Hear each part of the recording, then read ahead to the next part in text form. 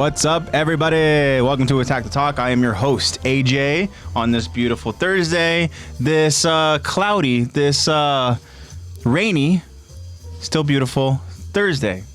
I'm glad that I'm here. I'm glad that you guys are here. I'm glad that my friends are here. And I'm excited. We're going to continue on. And we're getting so close to your moment, Zach. Of course, joining me, you guys all see, of course, is Zach Attack. So excited. Zach is here, and joining is Lex. Of course, Lexi is here. Of course, we are here. Of course, you loyal fans are here, whether it's in the present, whether it's in the future. We were just talking about, it's so crazy to think that this podcast is going to be somehow found in the future by some AOT fans searching for more. Years down the road. And if you happen to be listening to this episode, I'm glad you found us. I feel like we might get an influx with the movie coming out. We could play the TikTok algorithm, maybe get a vid out, maybe go viral one vid. Yeah. Get lucky on a viral vid. Who knows? If you're all coming in from that future video, we're going to speak it into existence. Hello, welcome. You're finally here in season 4 with us. You finally found us. It's season 4, but you found us. Yeah. We're going to continue on with the story. Like I said, we are getting closer to the declaration of war. We're going to get more Willy Tybur today, and I'm excited. We've all been excited to go ahead and hear Zach in his portrayal of Willy Tybur. He's done a phenomenal job of it thus far, and we're going to be finally finishing episode 4 of season 4, From One Hand to Another. As we've stated before in plenty of our past episodes that we've done, we split them into like 4 parts, where it's like there's just so much happening in is a long these ass episodes. And the thing is, like you talked about last week, right? In last week's stream, it's content, bro. You don't get a credit, and it's just like, okay, next, on to the next. No, the credits is rolling while there's still a scene happening. So of course we have to talk about it. And we got end credit too. Yeah, we got an end credits as well. That's going to be a fun scene to go ahead and do. Oh yeah, of course. I know some of you obviously really dedicated fans know exactly what we are referring to. We're getting close, guys. We're getting close. So again, glad to be here. No poll question or, no poll or Q&A question this week. But hopefully we go ahead and come up with something good for you guys for next week's stream. It just seems like last week, so to kind of just do a recap. Last week was kind of like, I feel like it was a building block a little bit. Yeah. Right? It was just a setup, background. I mean, we got a little bit of the introduction to a whole new group. We talked about kind of like a more like Eastern, like Asian type of intro. I'd say portrayed more Japanese-esque than the rest of the cast. Exactly. So if I go back to my notes a little bit, right? So to start off, we essentially have Willy Tybur. We have Resident export. Yes. Yeah, Hizuru. Yeah, that's right. Yeah, you're right. Exactly. Thank you so much for that, Josh. And I should go ahead and say, of course, joining us live as we are streaming on Twitch is Josh, also known as I Repent, and of course, a favorite Jaegerist. We have Jacob, Hi CTBH. So you all know, you're very familiar if you're watching us from this point. They are very loyal friends of the show. And for any other friends of the show, don't be afraid to go ahead and, hop on in over in the stream, over in chat, say hi. If you're listening to us or watching us over at a later time as the episodes get published later by the awesome NatePlaysBad. Thank you, Nate. Join us in the next stream. Find us over on that stream. Just follow us over on Instagram, and then we'll go ahead and let you know when we'll be streaming. But so getting back to a little bit of the recap, because I talked about last week and why we didn't really have a poll, is that it feels like it was starting to go ahead and build towards something big, right? Obviously, we know that the festival is going to be happening out over in Marley. Starting to feel tenser and tenser. Yeah, and we have again Tybur and we have Magath and their conversation again over by the stage, over by the festival stage, which is going to be very ironic for Mr. Tybur and the not so distant future auditorium. Yeah, and my finale. And so their conversation is kind of fun. We talked about it and we described it as kind of like a little bit of a chess match. And it seems like they're both trying to find common grounds. And obviously Mr. Tybur has his his declaration that he wants to make as far as now, for lack of a better word, Mr. Tybur wants to be the new Helos. Mm-hmm. He wants to go ahead and be that soldier that essentially slays the Devil Titan and wants to be the hero. It seems like he wants to do it not with his strength and his, being like a soldier or being a Titan. Although we do know that the Titan does essentially run in his family. Mm-hmm. I feel like Mr. Tybur is a leader. He's a voice, and something he talked about was he essentially was like, wow, all this power. Mm-hmm. He goes, so much power, and I just want to leave it. I just want to go ahead and give it to somebody else, but I feel like it's my responsibility to essentially go ahead and follow through with the plan and stuff, Mm-hmm. And he wants Theo Magath to go ahead and be the front man of this nation's army. He wants him to be this general. We understand he is the commander of the Marleyan forces, and it just seems like Magath it seems like got a promotion. Yep. So I got a big time promotion. Yeah. So there was that conversation happening. We understand that Mr. Aaron Kruger is there. Him and Falco have become good pals, and Falco's gone on to do certain things, and Mr. Kruger's very happy that Falco did. Mm-hmm. But somebody is not happy that Kruger is talking to this kid. What happened to be his old granddad.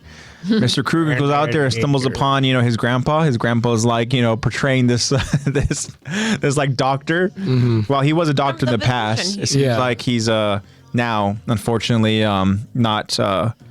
He's not. Yeah, he's just not in a good place mentally, and you can tell he's dealt with and experienced and felt a lot of really devastating things, and they've taken a toll over the years, obviously. And one thing he really is struggling with is how he was as a father towards Zeke. Oh, excuse me, not towards Zeke, towards Grisha. Yep. That's a little bit of another domino effect where Grisha did the same thing to Zeke, but I should say where Dr. Yeager here, how he was forcing Grisha to go ahead and do certain things, and that's kind of like, again, as I mentioned, the domino effect from the Yeager fathers, I guess. And but with that being said, there's very traumatic things that Dr. Yeager has felt in terms of fatherhood. Yeah. And in terms of losing his daughter. And that was another really dark story that we dealt with. And victims of their environment. We have great descriptions here over in chat from our two friends. Jacob says insane guy, and yes. And Josh says guilt and regret. And yeah, 100%. Yeah, I mean, you both are definitely right. And when Jacob describes Dr. Yeager as insane, it's because Mr. Aaron Kruger decides to go ahead and push some buttons, right? And it brings back just the memories and the feelings and just all the pain from him losing his daughter Faye, and trying to act like everything was okay, and for the sake of just not being under that Marleyan hammer, and then now he just goes in a full-on stir-crazy moment of where he's just screaming out, and then so the actual doctors have to come in and they have to try to cater to him again. So sorry. Let's get him out I of only your looked way. away for a second. Yeah, exactly. And so that was another kind of fun moment for us to go ahead and bring to life and stuff. And again, Zach has been doing a phenomenal job with his voice acting. He did, obviously we talked about Mr. Tybur, and then he also belted out that scream as Dr. Yeager. Can we get an applause, Lex, for Zach? Zach's playing some fun characters for sure. I'm having a great time with it too. Unfortunately, these characters don't really survive for too long, but you know what? Hey, comes with the trade. It's been 4 years. Man. I'm in it now. You are that like gadget type voice actor where it doesn't matter the character. What? You're going on to do the different ones. What the heck? Pause. W No throat. Diddy, bro. No Diddy. W throat, dude. W throat. No. Oh man, that's crazy. Sorry. I'm sorry, Josh. I didn't mean to do that to you. No, that was funny. No, we all knew it, Josh. Man. Jacob, man. W vocals, W throat. That was Josh. Yeah. So with that being said, again, guys, Swiss Army knife of voices. That was the moment that happened there, and then one thing that Falco noticed was Mr. Kruger has a baseball glove. Right. It's going to go ahead and symbolize something much later on down the line. We find out that,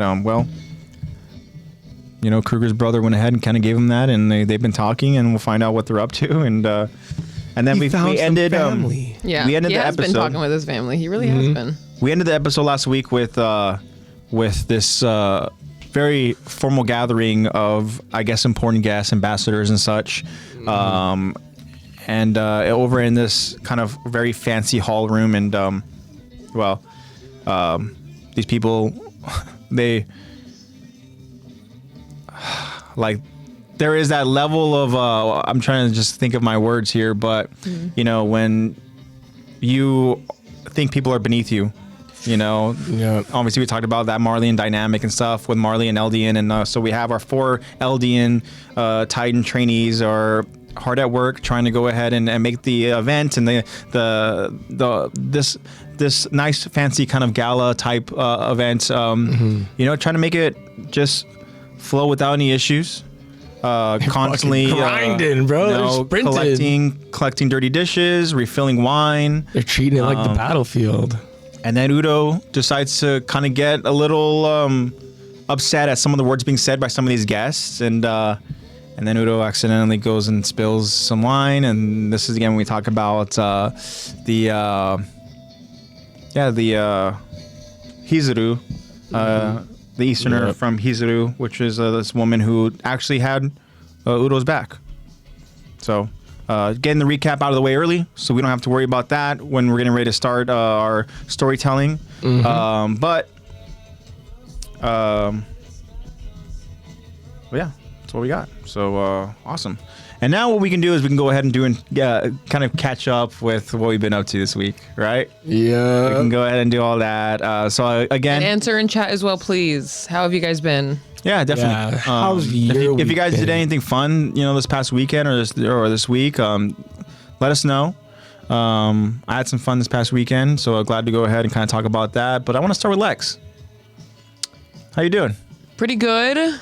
I'm hoping that I don't think I will, but I'm hoping that I don't get sick because today, while it was raining, well, I used the term raining lightly. It was kind of just like it was just like misting the whole day, sprinkling the whole day. Yeah. Yep. And we didn't go inside at all. Talking about at work at PE with the kids, we didn't go inside at all. We were outside just doing jump rope while it's raining on us, and it was crazy. A couple of kids were like, Miss Lexi, I should go inside. Like, why can't we go inside? Because the auditorium is being used. We can't go in there. So we just did jump rope, and I feel like my car seat is like wet now from like driving home. Like just walking out and just like kids literally look like they like had just dipped their hair in water. Yeah. Like we were all just like. Yeah. And the thing is, to it longer than anyone. And I was outside the entire day. So, yeah. While you were, out there over in the rain, I'm sure the kids were just having a grand old time. They were. I'm sure they were just. We had to tell them like, okay, stomping in puddles is like you guys are 4th and 5th graders. Yeah. You guys are too old for that. Please. It was so cute though, seeing them all in their like rain boots and their galoshes and stuff. They have their big old boots on, and I could hear them when they're like, okay, guys, we're going to do our number hops. And it's like, it's so cute. Yeah, it was fun. It's good. It was actually a lot of fun. But it's funny, I was making jokes to the kids because they'd be like, Miss Lexi, it's raining.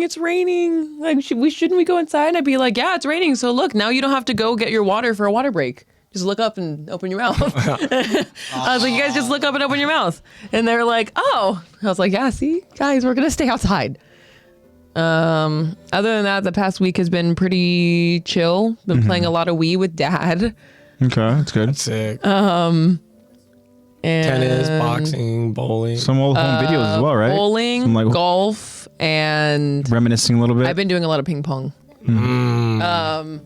But yeah, and then Dad found some of the old home videos, and it was really cool watching how athletic you are. They're pretty much all just videos of AJ playing basketball. My days when I was hooping. Back in middle school. And AJ is a stud. Real stud with his Super Saiyan hair. Dude was... I did, yeah. Over my, oh my God. middle school. I wish I could be as cool as you in middle I had school. like the kind of like the very all spiked up, kind of like, yeah. I guess kind of Vegeta-esque, but obviously not as crazy, but. Yeah, because your hair wasn't as long. Oh, hell yeah. Yeah, full on Hooper. Yeah. Like he... Ball is life. It was at that You're time, good. for sure, you know? You're really good. Yeah. And then like when I watch back, like you can see how little I am. No wonder I don't remember any of that. Yeah. But You know what's funny is that I'm going to go ahead and kind of put you on blast a little bit. okay, 'Cause I think the term is funny and hilarious. please do. But Spaz? no, one thing that as you know, Lexi, as you and Dad were watching these, and you were kind of letting me know that, you know, you're watching these old tapes of me and stuff hooping and all that, and you now that you work with children, and you're like, Yes. you know what? She goes, I can tell just from how you run that, like, yeah. that you are a stud, That you are athletic stuff that as you're hell. athletic, and then you refer to some of those other kids that cannot as narps, As right? narps, yeah. As narps. Narps. Yeah. Yeah. So It's do you an want to go acronym. ahead? Do you want to? It's an acronym that stands for non-athletic regular person. Yeah. So now that Lexi's been working with children, she goes out there and she Yeah. now we know she refers to, you know, these kids Narp, as narps. Well, I usually don't, but Athlete. No, I'm kidding. But- Yeah, you don't, but yes, when it comes to because sports I don't really and stuff, have you know, that many narps. That's good. I feel like all kids are pretty active. Yeah. At that age, at least. I only have like one or two, like a block, you know, like a block session. Yeah.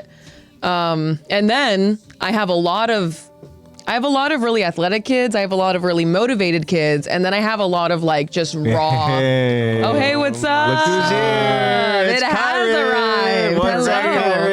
We're just Can you hit catching up Kyrie right with the now. applause, please. Like, what's up, Kyrie?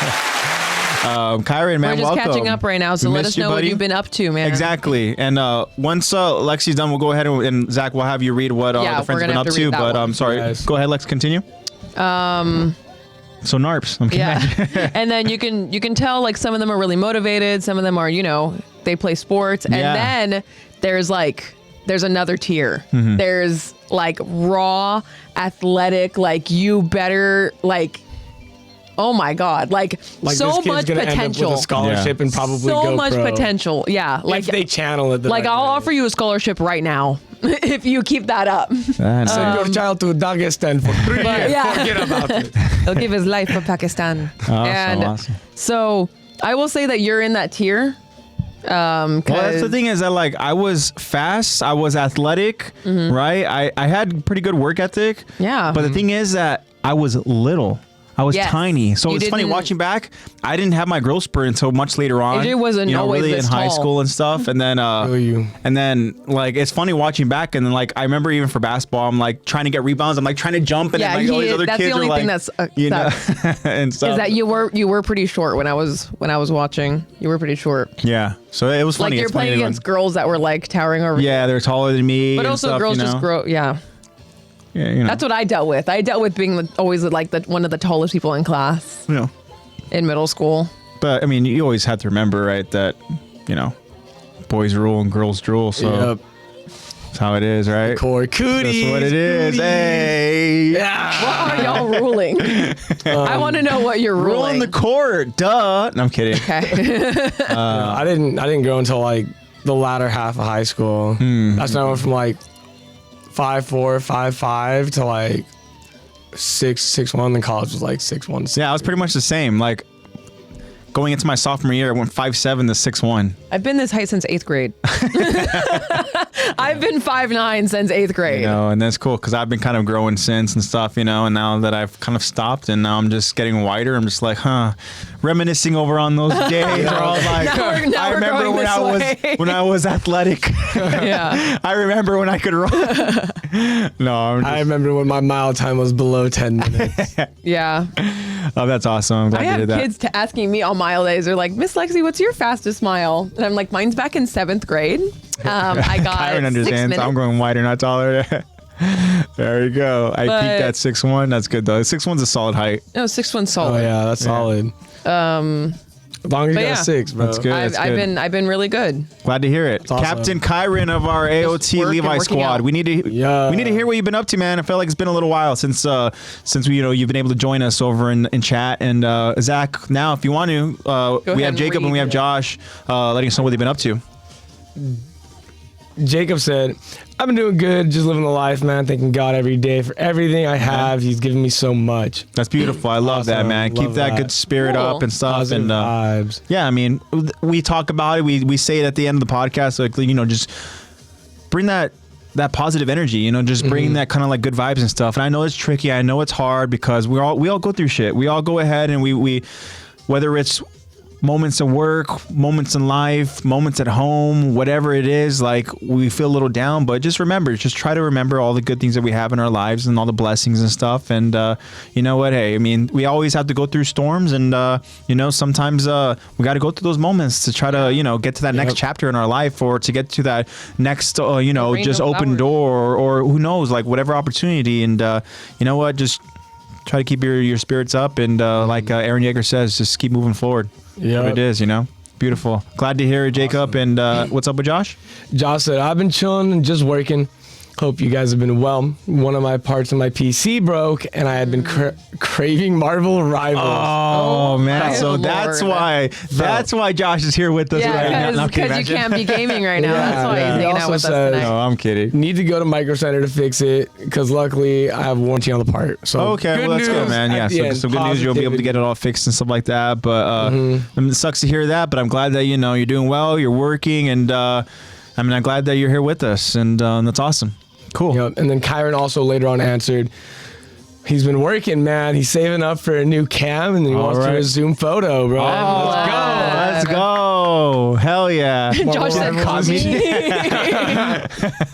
Kyron said Marvel Rivals Oh, cheeks. man. Don't knock till you There we try go. it, bro. I'm not gonna lie, I'd be right there with you, Kyron. I just can't win those It games, and I depends. feel like I'm just like, oh man, I just get too It is competitive. pretty I get too mad complicated. and upset. I've been hard stuck. And But, like, in a goal good to way. Just win a game, lose a game. Win Like a game, the amount of lose a game. detail Win a that game, you lose a game. appreciate in Attack on Titan, that detail is in each of these characters' like Yeah. kits. Oh, yeah. In Marvel Rivals.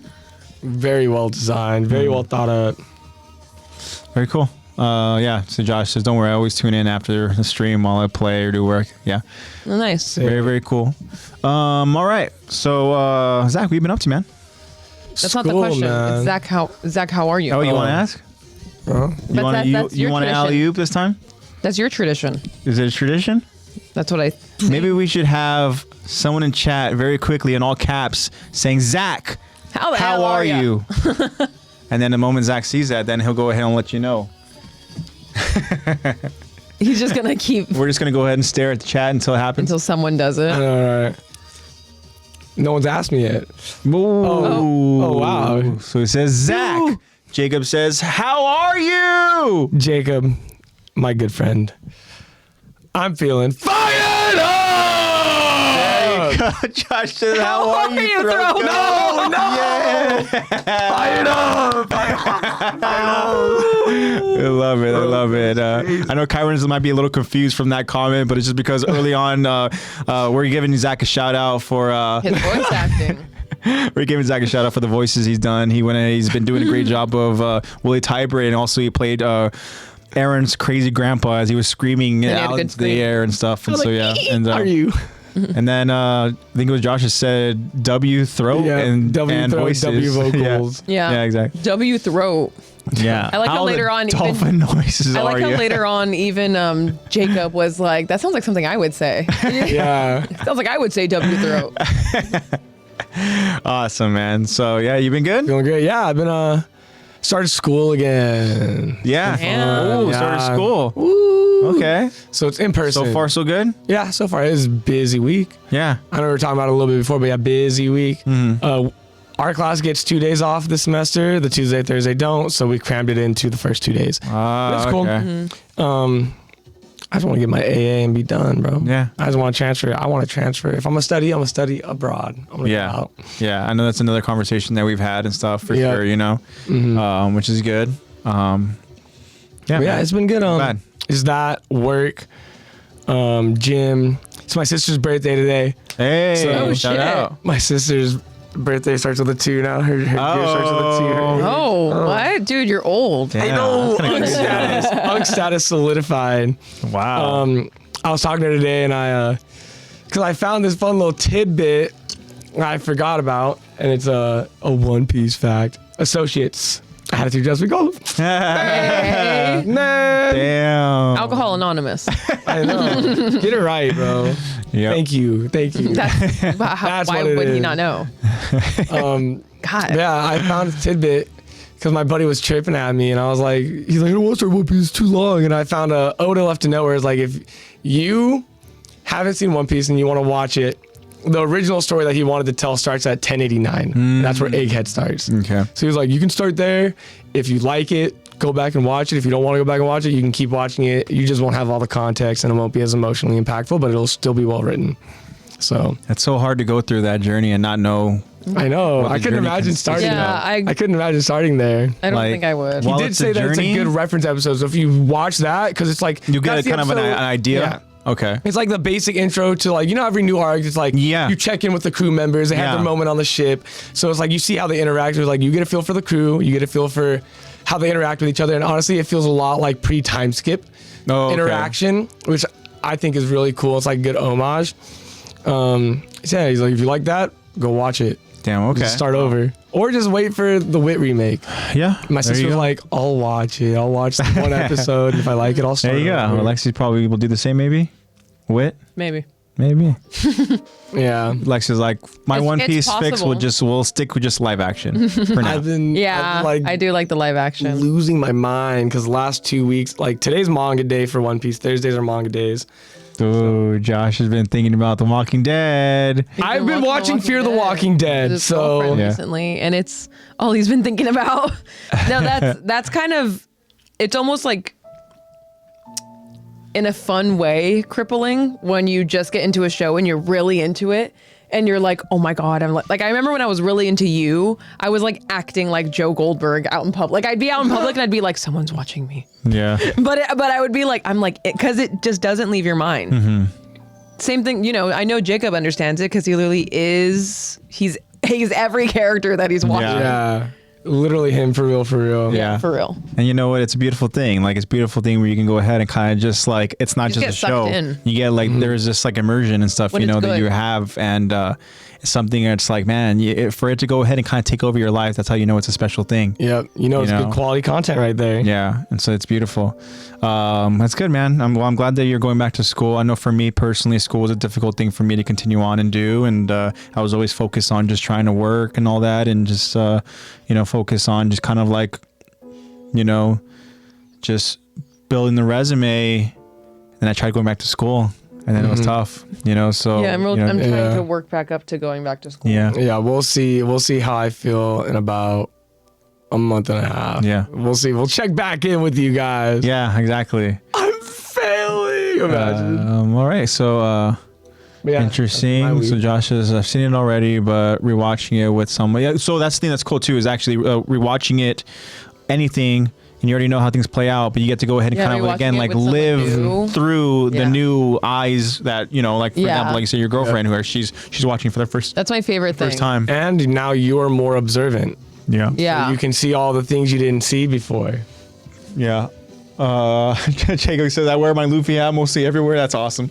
Let's go. Wear the straw hat. You know what's funny is that there's times where I see people like for example, right? Let's say I'm going to work or I'm coming home from work and I happen to go ahead and see like like a group of people going on a run or something. There has been like 3 times legitimately where I've seen somebody from that group wear a yellow straw hat with a red ribbon that strap, goes like yeah. around it.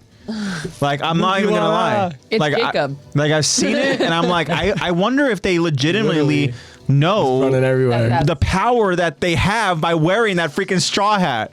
The power. Like, for people to go out there and see somebody wearing that, that's a fucking captain's hat right there, yeah, you know? Jacob says That dude's you'll leading the experience the run. greatest adventure ever known. Yeah, that's the It thing. is the greatest adventure. Right. So right here, he's.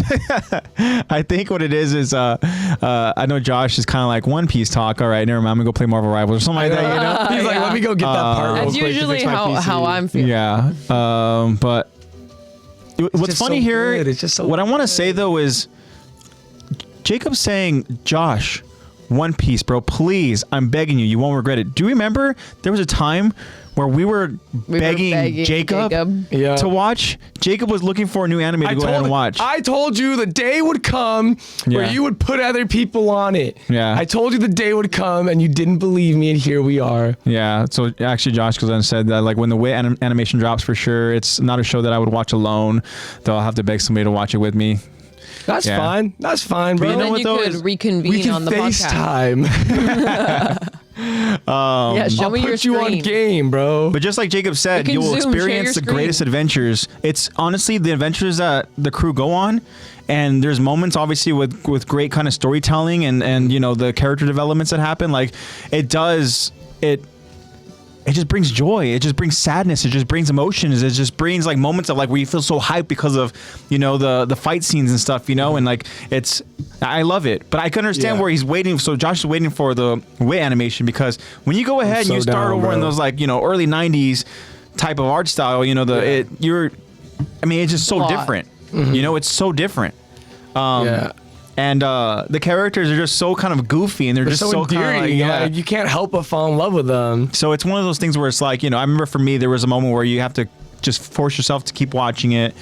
And even then, when the animation kind of gets better, you know, you're still kind of understanding and learning. And there's certain moments where you just get kind of like drawn and captured, and you're just thinking about it, and you just need to keep watching. And what's great about it is that once you get hooked, there's so many episodes for you to go ahead and just consume.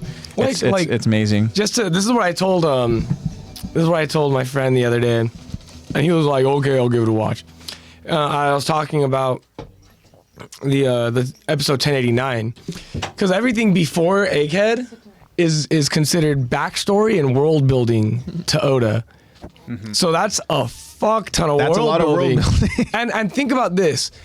Think about how many people have fallen in love with it just from the world building alone, not even what the true plot of the story is supposed to be. Yeah.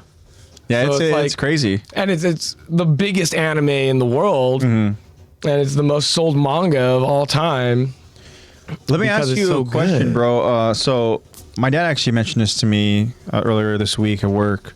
And season 2's coming out soon. He was talking about the recent UFC fights. It was a free card, and there was this big time anime fan. You know, he won his fight, and what he did was, I guess he showed a ring, and he said like his thing that dad mentioned. He said, "I'm the captain now." Is that an anime reference, or is that from that actual like the Pirates type movie? Didn't know. I think it's from Pirates movie. Yeah, I don't.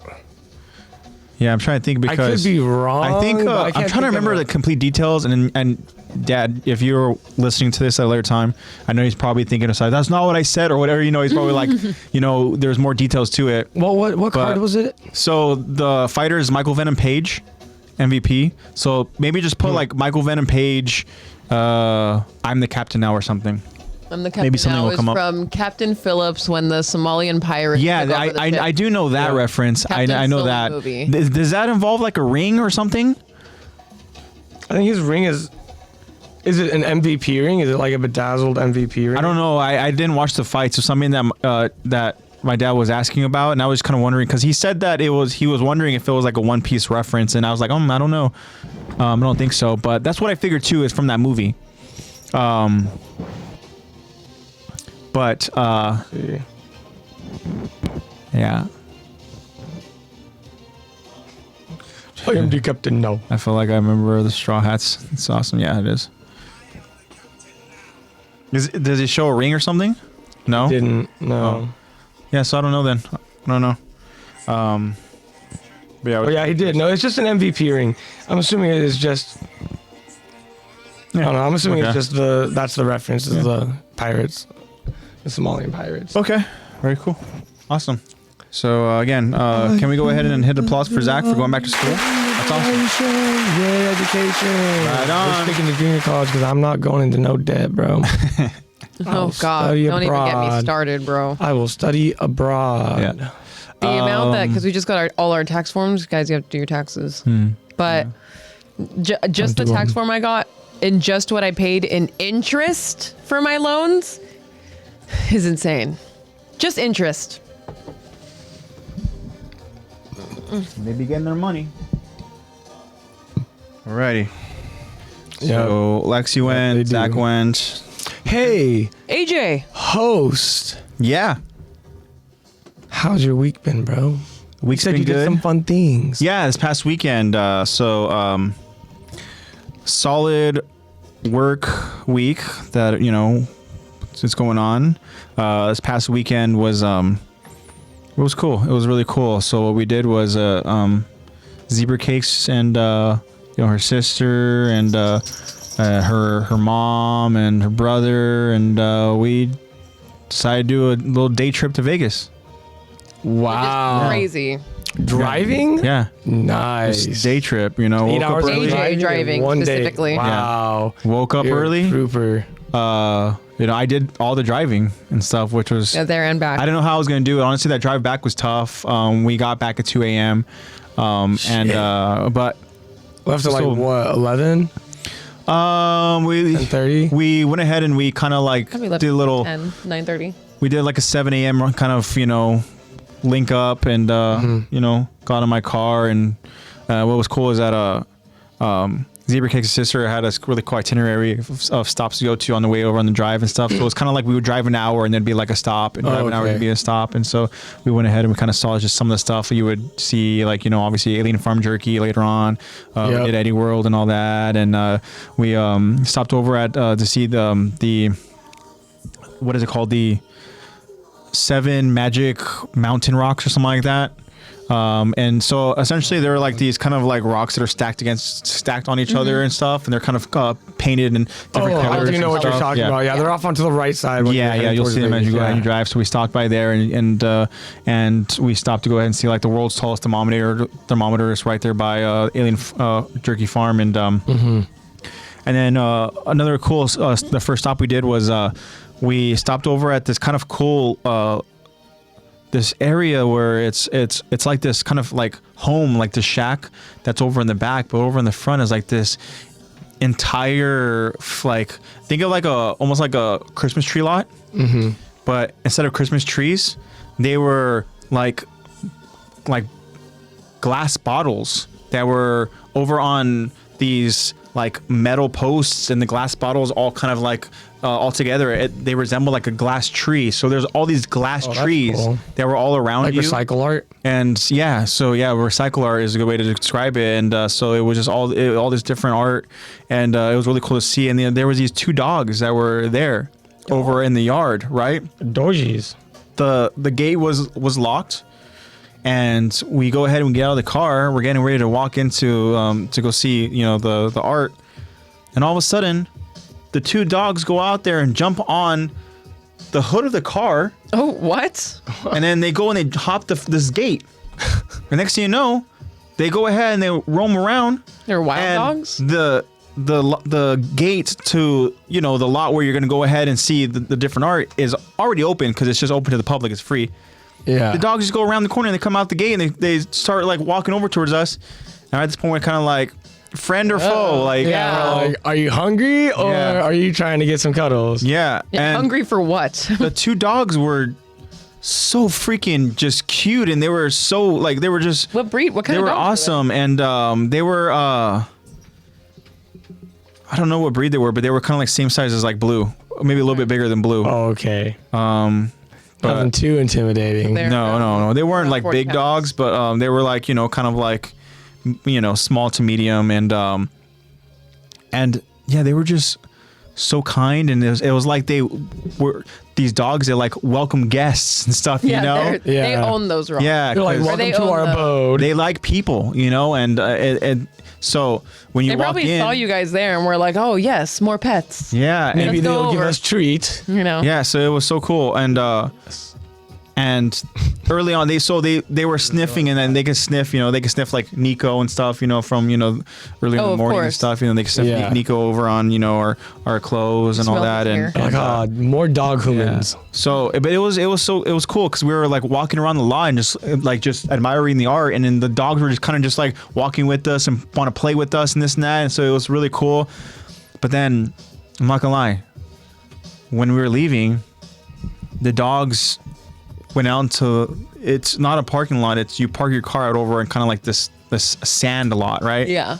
And the dogs are out there, and I can't get them back over the gate because the gate it's like locked, and I can't just like pick them up and toss them over because there'd be like a you know, a little bit of a drop over on the other side, and I'm trying to think to myself like, how do I make sure that they're safely back over there, because at this point, as we're walking closer to my car, they're following, you know, and you can tell they're so like they have that kind of like that joy where it's just like, you know, like they're excited. Like people.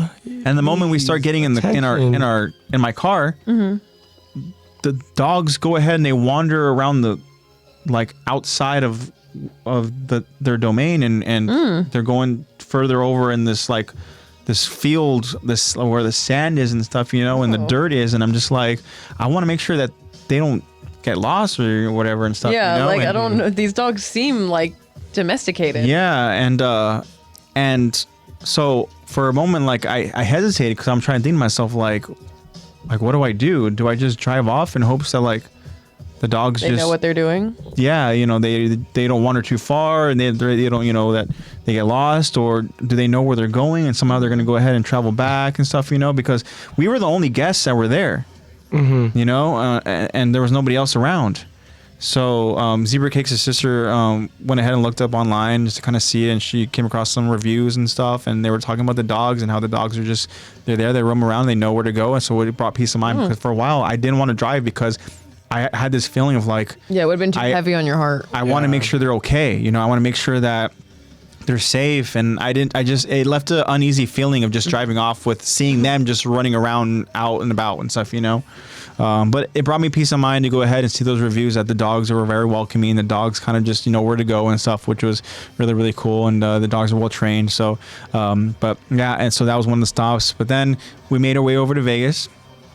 And the highlight of the day trip was we went to a show, a 5:00 show, and we went to go see the Blue Man Group. Ooh. Now, for anybody that knows the Blue Man Group, I'm sure you have heard of the Blue Man Group, but none of us knew what the hell they do.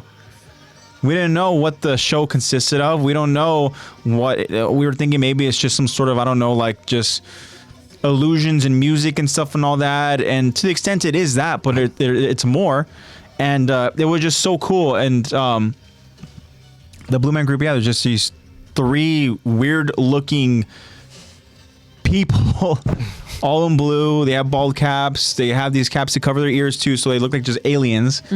And they're just constantly showing expressions, not talking with any words, and they so the kind of like the tagline was distorting reality, right?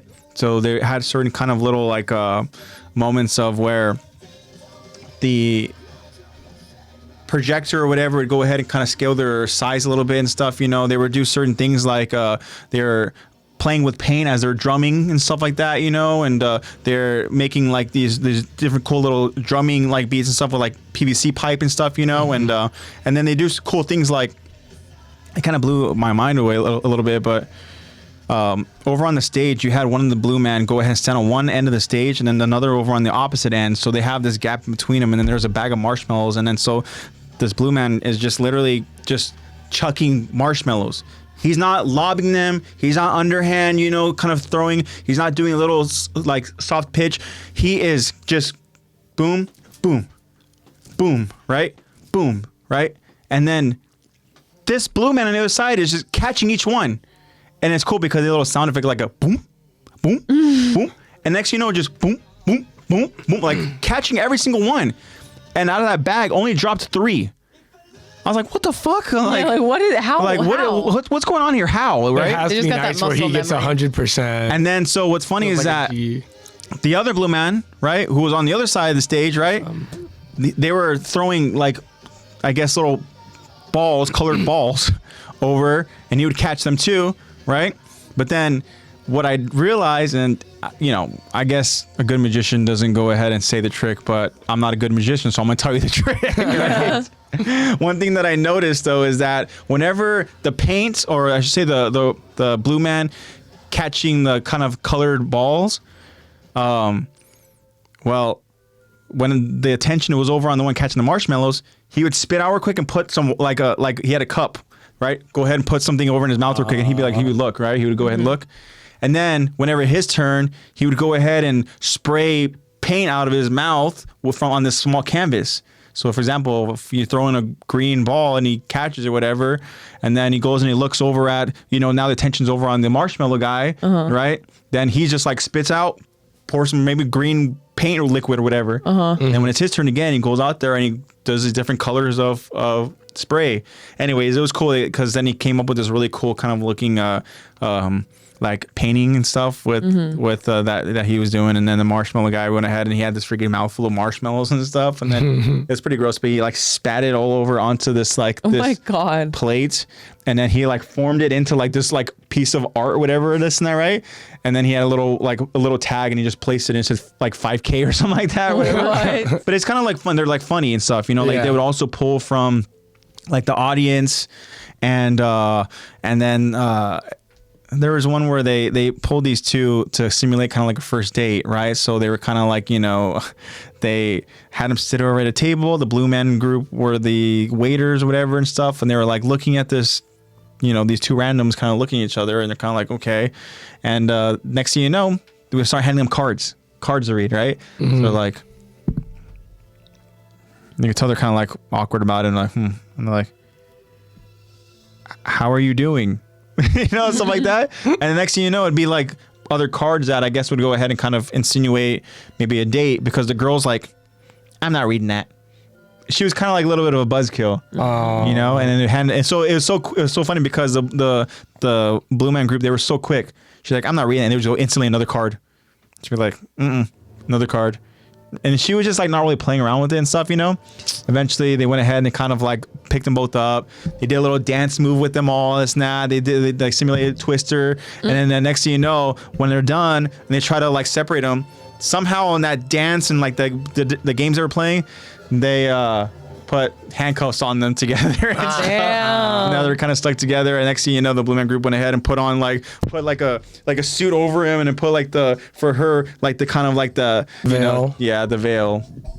And it was just kind of cool. It was cool. They were really funny. The show was amazing. Yeah, to go ahead and learn more about the Blue Man Group, go ahead and look it up on YouTube and stuff, I don't know who they are. And Jacob said the Blue Man Group is good. My dad introduced me to them. And again, I had no idea what the hell they do. I've just kind of seen them before over on like the different advertisement stuff. If you go to Vegas or whatever. And they're funny. But after that, Zebra Cakes and her family had not experienced Vegas. This was the first time in Vegas, and so I was like, they have to experience the Vegas Strip. So we went ahead and walked the Strip, and kind of just walk over, and you see all these different casinos and everything, to the left and to the right, all these different themed stuff and all that, all those strange people over in costumes and stuff over on the Strip, and it was one of those things where I was like, this is Vegas, Yeah. and all that, and we just had a bite to eat over at the Hard Rock Cafe. Nice. And and that's new, right? Hard Rock Cafe? I don't know how new it is, because I know that for me it's been a little while since I've gone to Vegas, but I'm pretty sure the Hard Rock Cafe was there the last time I was over in Vegas. It's over there just on the Strip. I think it's past like New York. Yeah. And I know there was one casino.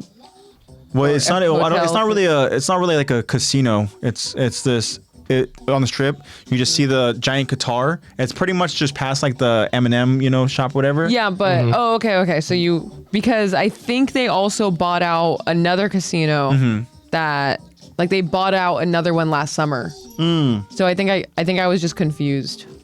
But yeah. I heard that they were extending. It was only two stores essentially. It was like the first level was just like the store where you can go ahead and whatever, get clothes or whatever you need. And you can either take the stairs, and then the second level is like the restaurant. Anyway, so we had dinner, and then we went ahead and we drove back, and it was that drive kicked my ass a little bit. Yep, I'm sure. But it was definitely an outing. It was an experience. It was a long day, but it was really cool. I had to stop twice over on that drive because I just had to go ahead and stop at a gas station and just kind of like get a coffee, go ahead and stand outside and just let the cool, air and everything to kind of just help me out. And then I I stopped over that second time. It's funny because I went ahead and I drove, and like I said, essentially it's like 4 hours, right? There's like 3 hours, 40 minutes. When I saw that like 2:30 mark, I was like, okay, just keep going. And all of a sudden I stopped. My first stop was over that 2 hour mark. You know, I saw where essentially, I mean, it's like, well, there's 2 hours left in the drive. Yeah. So I'm kind of like seeing, you know, it's kind of like, okay, this is how far I got to go, whatever. And then next thing you know, it was like hour and a half, and I was like, I had to stop again, you know, and then I stopped and I got a water, and I just went ahead and kind of splashed water on my face too, and I was kind of drinking water a little bit, this and that. And then I kind of just, oddly enough, caught just a second wind. I don't know, something happened, and then the rest of that drive, I was just kind of just alert, and I was good to go. We made it safe. There comes you know, a thank point God. where your body adapts towards like, hey, this dude's not sleeping. I guess we'll just Yeah, I guess. Like, all right. kick that caffeine in. All right, put us in overdrive. Let's get us back on track. Yeah, so that the drive was kind of tough, and obviously, you know, it was just very dark and stuff, you know, it was just the 2-lane over on the 15, you know, Yeah. 2 lanes. And then it's just that stretch really until you go ahead and you get, you know, kind of closer to your destination. Now you got more lanes to go and stuff. And yeah, it was tough, but made it. And the trip was awesome. And the weekend after that. So when we got back late, right, that next day, bro, I was like making up for all the lost hours that I, you know, You're sleeping in hard. lack of rest and stuff, you know. And it's funny because Zebra Cakes had like a Vegas will do that too. she had like a little like girls' day picnic, you know, over at the park, and so she met with, you know, 2 of her friends, and I was like, you know, I'm at home with Nico, and I was thinking about actually coming over to go ahead and, you know, hang out with you guys and stuff. But then I went ahead and I kind of just like, I'm gonna take a nap, right? Took a nap around noon. I woke up and it was 6 p.m. Damn. Yeah. and I was like, I'd be doing that. I did that yesterday. I was like, dude, it's freaking dark. Like, what happened? I was like, well, We turned off the light. like, I guess I'm not going over to see you guys because it's already kind of late and stuff. You know, it was a Sunday. Just kind of go into, just kind of straighten up and all that. But it was so crazy. Yeah, I just definitely got the rest that I needed the next day. And but yeah, the trip was cool. It was really fun. And I'm glad I did it, but it was tough. You know, Yeah. it was tough. I realized too that when it comes to like kind of like those endurance drives and stuff and all that you have to do, like you said, you either your body adapts or you know, for a moment I was like, do I have to stop somewhere or, you know, or whatever the case is. Like, what do I do? Or I can have somebody else drive for me and stuff, but you know, they were kind of like sleeping and stuff too, getting rest and all that. And there's a moment where Zebra Cake's sister was able to go ahead and talk and kind of help me out as well, and kind of get me a little bit of energy going. That's another thing, driving with the right people and stuff too, or just figuring out the synergy yeah, of exactly. the drive. Yeah, I don't know how, like traveling in general, I actually have no clue how Luca does it. Yeah. How he has so weird. many layovers and flies and is able to just be like, it's like, yeah, sometimes I just, you know, like no headphones, nothing, just like raw, for lack of a better term, raw dog the flight. That's and like, crazy. what? That's crazy. What do you mean? He's like, hey, just sit there and just enjoy your surroundings. I'm like, what do you mean enjoy your surroundings? He is the calmest man I know. What do you mean just sit there and do nothing? Is he people watching or something, or? Like, I guess, you know, just thinking thoughts. I don't know. crazy.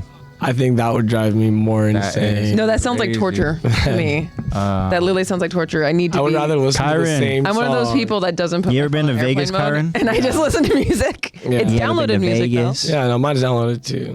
You know what's funny is that over in Vegas, when we first got there and we hit up that first casino, Zebra Cake's mom, obviously again, it was all their first time being there. She was like, all right, let's go to the slots and stuff. And next thing you know, she finds We're a gonna slot gamble. that she looks at. She's like, that's the one. I got a good feeling about it. I'm feeling lucky. $20 in. And it's almost as fast as she put those $20 in. Next thing you know, wow, I just lost $20 I just like lost that. all 20 of my bucks. And it's kind of like, okay, well, Penny slots, baby. Never mind. That's what I Yeah. said. I was like, penny slots. You'll be sitting there for a while. And when you sit there and if you drink, then you know the longer you're there, they got people walking around asking if you want something to drink. Yeah. You just kind of You're drinking if you're gambling, so exactly. Now Cameron is not. casinos, that's where you people watch. Yeah, It's exactly. funny. yeah. For sure. But yeah, it was fun. For me, I'm not a gambler, so I don't go ahead and gamble. Usually when I go to Vegas, I just kind of spend my money all on food. You know, Fair. sometimes Yeah, I go to Vegas for Maverick gas station and for Terribles too. They got the yeah, the Terribles. giant. I went to the huge Terribles last time me and Luca were driving back from Vegas, or we were driving back from Utah, but Go there for Buffalo. and Chinatown. Okay. That's Yep. why I go to Vegas, Chinatown, Yeah. and for my friends and for Luca's dad's beautiful house. That'll do it. Yeah. Yeah, I'm not a gambler. I go there for Fat Tuesdays. Yeah, I go with people walking around with the Fat Tuesdays. I know. Oh, yeah. That is crazy. I get the big ass ones too. It's crazy. Double shot? I did triple last time I went. Damn, hell no. I'm a You're- big dude. That was my starting drink, so Yeah, had to just starting the start night. strong. One of the first times I went over to Vegas with like my old buddies, we did double shot Fat Tuesday, and then we were walking over on the strip. We were getting ready to go over and catch that like was like kind of like a monorail thing that where it could take you to a certain stops, and we're trying to go and find that, and then somebody was giving out, I think, like Jello shots or something, or it was a stand where you can buy Jello shots. We did Jello shots as well. And I remember all of a sudden, you know, finding over this monorail, and I was starting to get pretty queasy. I was like, ooh. And it's also because I just don't fuck with Jello shots. I don't either. It's Like- a texture thing for me. I can't, dude. Yo, what's Good up? morning, What up, Sleepy. Eddie? Good morning, sunshine. The world says hello. What's up, Eddie? Welcome. Hope you've been well. Hope that nap was a good one. We're just talking about Vegas, talking about Jello shots, just talking about Fat Tuesdays, talking about Blue All the Man good Group. stuff. All the good stuff. You know, Catching up. How you? Yeah, we're just what catching you been up, up man. to, bro? wakey. Yeah, hope you've been good, Eddie. Wakey, eggs and bakey. So, awesome. Well, we do have an episode to go ahead and cover. We've gone on to go ahead and catch up with what we've been up to, and We had a pretty good recap by you earlier. so Eddie says I was Yeah. listening, so we're the reason why you took a nap. Oh. Okay, we can imagine. Got it. We were putting you to sleep, bro. He was like, "Oh, I'm awake now that they're going to talk about Attack on Titan." Jesus. Exactly, I know. Sorry, guys. We go. my Yeah. AOT senses were tingling. Exactly. But yeah, guys. So we're gonna go ahead and finish off episode 4, season 4. This is from one hand to another. This is part 4 of our episode breakdown and discussion. And I gotta find some AOT music, right? It's only fitting. Right on cue. But this isn't what I'm looking for. But this one is called Beautiful. Found it again. Perfect. Go a little shuffle mix over on a little AOT playlist, and away we go. We already did the recap at the start of the show. Very good job on that. To begin our first story that we're going to go ahead and cover here, it is a shorter one, but it's going to be a fun one to go ahead and get to hear more of Willy, and I'm excited. This is going to be a cool moment here, and yeah. Lexi will go ahead and be our narrator to start. And I get to be narrator at the second part. Yeah, you do. Because I'm Because you got lines. gonna be. I get to sit here and look pretty. Yeah. Zach's got some lines, though. No, you got some lines. I got a yap. Yeah. I got a toast. I just don't get to narrate. I just get to sit here. Yep. Alrighty. So again, guys, part 4 of our episode breakdown and discussion. And whenever Lexi is ready, we will go ahead and jump into the episode. We continue the episode as the guests continue their fancy event in the hall room. The piano plays so elegantly as the guests gather around to notice an important guest entering the room. Willy Tybur enters the room as the guests stare astonished, witnessing royalty. One of the guests, by name of Oguino, Yeah, however you want to pronounce it. Oguino welcomes Mr. Tybur. Willy! If it isn't the heir of our saviors! Willy responds with joy. Ambassador Algueno, long time no see. Willy notices the ambassador's wife. And Nambia. It's been since we were children. Nambia acknowledges Willy. Yes, sorry for all the times I made you cry. The guests welcome Willy, recalling stories from their past as the young Titan warrior trainees continue to clean and refill glasses with wine. But then suddenly, someone proposes a toast. An older gentleman addressed the room. Let me bid you a warm welcome and offer my thanks to you all for traveling so far. Until very recently, some of us were engaged in a rather unseemly dispute over resources. However, yesterday's enemy is today's enemy. The crowd is stunned with nervous fear. Pardon. I mean, yesterday's enemy is today's friend. Let us wash the past down the toilet alongside our drinks tonight. We can see those words visibly upset some of the guests in the room. Toward that end, please raise your glasses and join me for a toast. Cheers to everlasting peace. The guests just stare as Willy has to intervene. Such a refined joke. It's unfortunate that this isn't a first language for all of our guests. You weren't quite understood, so please allow me to take over from here. Thanks for breaking the ice, Ambassador. The crowd cheers for Willy. Hit us with that applause real quick. The crowd cheers for Willy. Willy looks at our guests and continues. You've been invited to join me tomorrow in the Liberio internment zone. It is home to a people whose blood runs through my own veins. These people are known to be descendants of devils, for their ancestors massacred untold millions. And strangely, after enduring the worst of their cruelty, Marley used those devils to oppress other nations, repeating the horrors of the past. Would the world not be better if Titans ceased to exist? There is but one answer to the Eldian question. After years of searching, I found it. And tomorrow night, I'll share it in the course of my first ever theatrical production. I hope that each of you will be there. Willy raises his glass adamantly with power. Now, to the playwrights and to the witness of history. The guests repeat in unison. To the playwrights and the witnesses of history. I totally messed up that last word. I said victory. Gavi stares in astonishment because of Mr. Willy Tybur's message and how it resonated with the guests.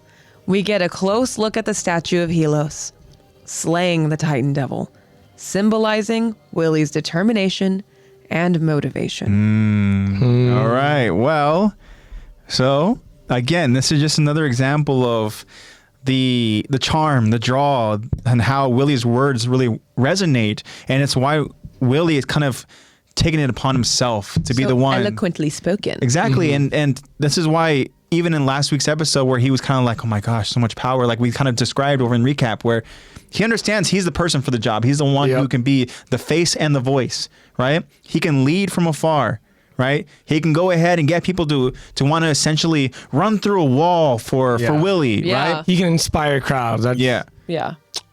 a lot what you need. That's mainly what you need. You know what? I mean, we understand too when it comes to the Tybur the hype family, man. right? Yeah. The Tybur family, I am the way back hype. when, over 100 years ago, when they had the Great Titan War and the Tybur family went ahead and they helped out. They pushed King Fritz out over to the island, this and that, right? So then the Tybur family became the essentially like not just honorary Marlians, but they become like this sense of royalty, right? Yeah. They have their own Titan, for crying out loud. They have the Warhammer Titan that gets passed along over in their own DNA, their own family, right? And Willy, I should say the Tyburs, they go ahead and they stay away from all the war. Yeah. Yep. We don't know exactly the location of where they call home. We don't know what it is that it looks like. I think last week we kind of speculated as far as, actually, was it when we talked about wanting to see more of Willy? Yeah. We talked about seeing where the Tyburs come from. Yes. And seeing how their like living status is like, so we can kind of get an idea whether we like the Tyburs, Yeah. or maybe we actually don't like the Tyburs, Yeah. right? We don't Just really to give know us yet. that first taste. Yeah, exactly. So Willy here has to go ahead and save the vibes a little bit, right? Because one thing we noticed too is we talked about it in last week's episode actually, is that we noticed that the guests seem to be very judgmental, right? Yeah. And we find out here that there are still like ill will. There's these resentment's a great word to go ahead and use, excuse me. And there's definitely resentment, there's definitely tension, there's definitely feelings there, because these are all just different ambassadors from different parts of the world, and they've come here to go ahead and partake in the festival that's going to happen. And so this essentially is kind of like the first night where everybody kind of gathers together, right? Yep. And again, with so many different nations and understanding that there's all these different wars that Marley's a part of, I'm sure other wars that other nations are a part of, that these ambassadors aren't going to like other ambassadors, right? Right now, they're trying to go ahead and play nice. I think we get that. Well, let's go ahead and let's kind of talk about one, addressing the draw and aura that Willy Tybur has. Literally Super influential. the guests are having their own conversations, and the moment that Willy enters this room, everybody stops, gazes and awes and just like stares over at Willy as he walks in with one of his family members, right? Yeah, heads turn when he walks in the room. Exactly. And then at this moment here, you know, we have one of the ambassadors go on to kind of talk to Willy about, brings up old stories, brings up old tales to try to just, you know, like be friends with the popular person, you know?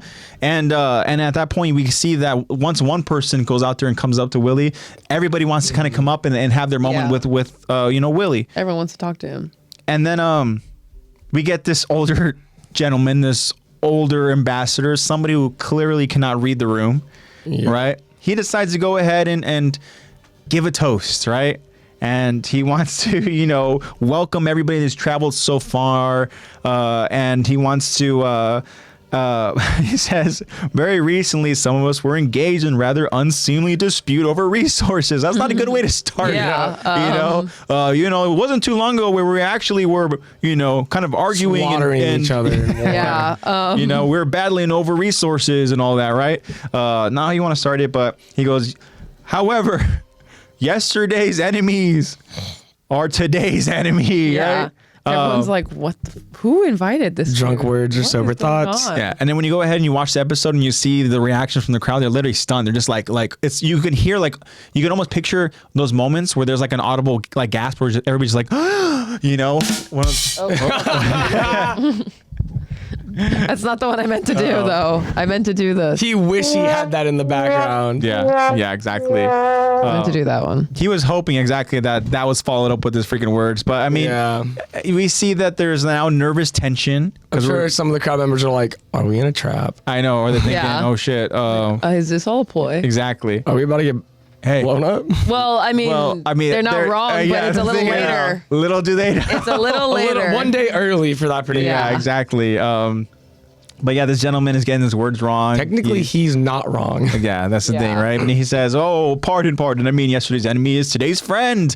And at this point, maybe he can win the crowd back. But then he talks about how washing down the past, right? He refers to them along as with our wine. yeah, and We'll flush it down the toilet with our wine. yeah.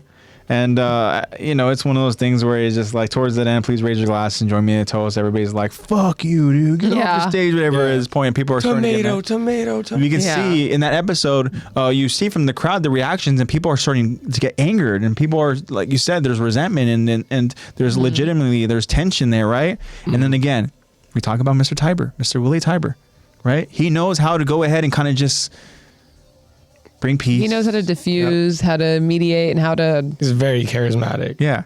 Yeah. You know, he very charmingly goes out there and he's kind of just like, you know, chuckles, and he's just like, whoa, oh man, this guy's a jokester and stuff, you know, and he's just like, look, we understand here, Ambassador, that the people here, like, English isn't their first language. You know, he's trying to go ahead Look at and him explain. saving it. He's trying to explain to this I don't ambassador. think your joke quite landed. Exactly, right? And then he's like, you know, well, allow me to go ahead and take over, and thank you for breaking the ice and stuff, you know? Yeah. It just goes to show, too, that how very well-spoken Willy is, and how also with his words, how he can really kind of, we Suave. We even go ahead and see, too, like, he can go ahead and, what's the word I'm thinking of?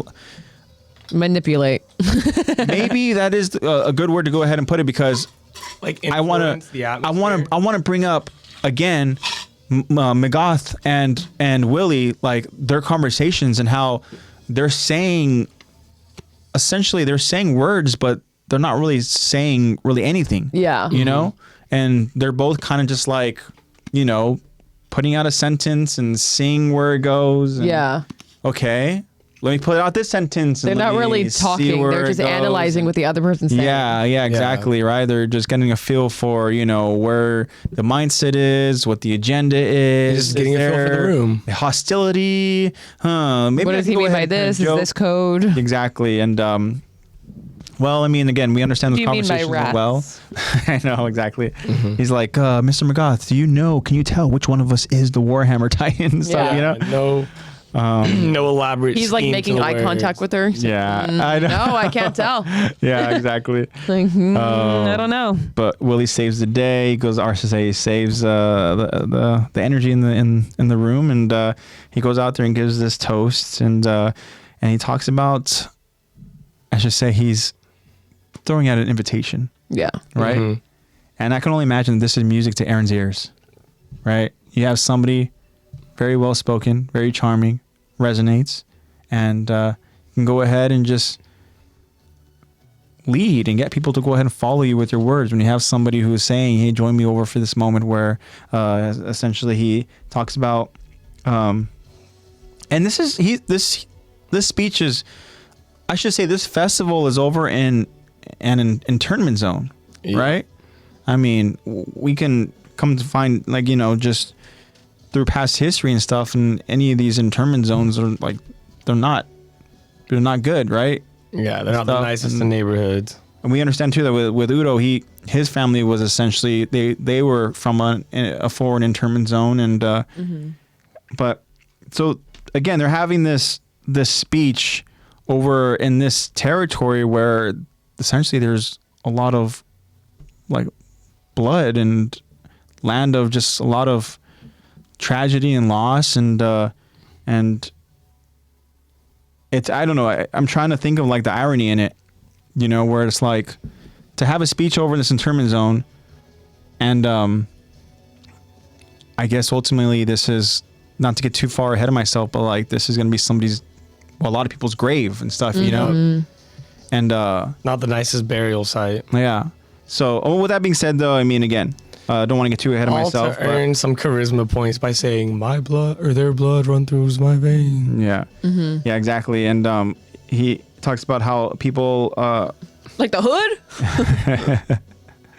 yeah, the hood. No, it's just not an area where you want to go ahead and be at, because it just, there's a lot of like the Low segregation and quality of stuff, you know, and all life, that. And yeah. But anyways, this toast, very well, you know, just pretty much very well thought out. He talks about the He definitely past. practiced this. He was in the Oh, yeah. mirror all night. Imagine he did that shit off the dome. I mean, that'd be crazy. Yeah, I mean, I that would wouldn't be put it past. insane. I'd be like, damn, But this dude has like Ted Bundy level charisma. he talks about the Eldians. He says these people are known to be descendants of devils, for their ancestors massacred. Right? He talks about how after enduring the worst of their cruelty, Marley used those devils to oppress other nations. And again, this is all stuff that obviously we see very early on into the story of AOT, where these Titans, and we learn where these Titans, where they really come from. And they were, initially we see these Titans as just monsters, right? Mm-hmm. They're not just people. They're, you know, just the devils that roam the earth. And no, there's so much to it. There's so many layers. There's so much information that we go ahead and come to find out. And it's very jarring, and it's tough to deal with. And especially when you find out that there's people who literally train to go ahead and kill these monsters. But these monsters or Eldians, they're people, right? Who have suffered very unfortunate fates from Marley and stuff. You know, there's so much craziness involved with the history and everything. And, you know, it's like you have Willy, who, again, very well educated, Yeah. right? He knows the history and stuff. He studied a little. Yeah, I mean, the thing is, like, Did his research. yeah, and so, you know, he's talking about, you know, kind of just the history of what's going on here, right? And an interesting question he poses is, will the world not be better if Titans cease to exist? And he goes, this is an Eldian question, as he refers to it, right? Mm-hmm. Now, to kind of go ahead and talk about that question, right? And it being an Eldian one. Obviously, Eldians are the ones that can only turn Titan. And so, obviously, it makes sense that Eldians want to go ahead and eradicate Titans, because it means, obviously, that they can't turn into Titans anymore, right? So, with that topic in hand, like, talking about Zeke's plan, right? Yep. Just to go ahead and kind of pose a question, and there's obviously no evidence to this at all, just kind of like theorizing. Is there any bit of Jaeger fingerprints over on Willy Tybur? Ooh. I mean, technically, Eren Yeager's fingerprints is on it. Well, that's the thing. Is Yeah. that's the easy answer to go ahead and say, right? Yeah, but honestly, genuinely thinking about it, I don't think he had to manipulate much. Do we think that there was any kind of communication at all from Zeke to maybe have the Tyburs come on in? Because remember, the Tyburs kind of showed up unannounced a little bit.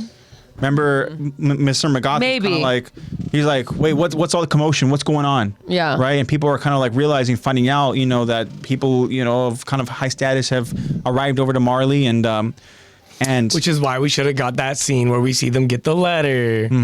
yeah. I would have loved to know that information. Yeah.